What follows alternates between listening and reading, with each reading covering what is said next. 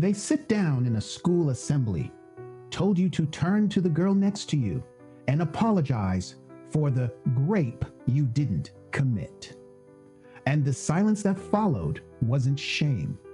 It was the sound of a generation of young men being told their very existence is a crime and they must atone for. Hey gang, and welcome back to the sacred halls of Magic's monologue.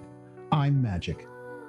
Today's video, UK forced boys to apologize for grape consequences they don't see coming. Before we begin, hit the thumbs up, the subscribe, ring the bell, and smash the hype button so others may enjoy this video. We've got one today that perfectly illustrates exactly what happens when education becomes indoctrination and accountability becomes a weapon aimed at half the population. What happens to a boy when you tell him his nature is inherently predatory? What happens when every lesson, every assembly, every public service announcement screams the same message? You are the problem. You are the threat. You are the potential rapist among us.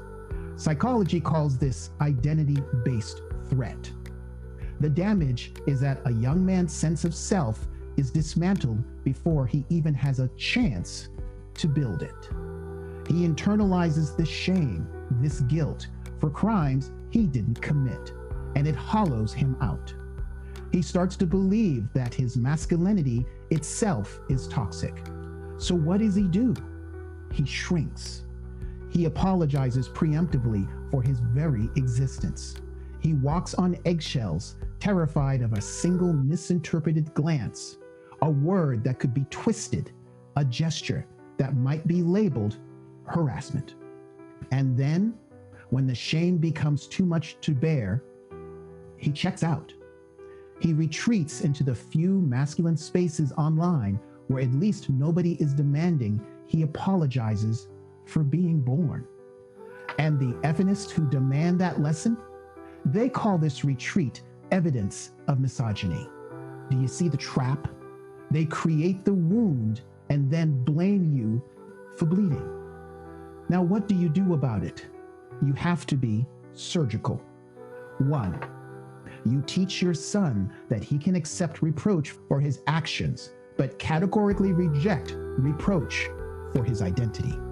If he does something wrong, he owns it, he fixes it, he moves on.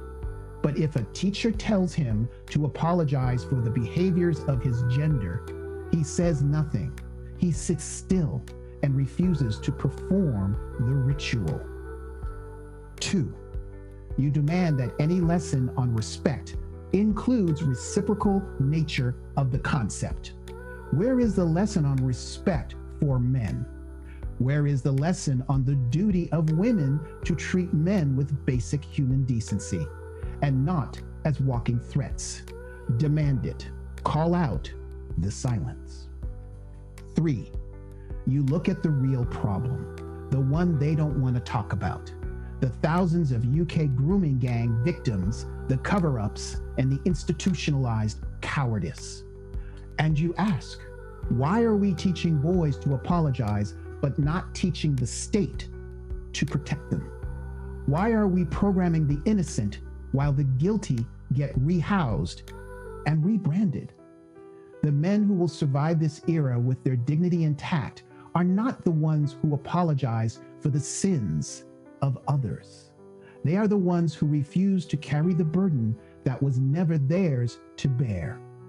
Your self-respect is not a negotiation, it's a boundary, and it starts with a single firm word: no.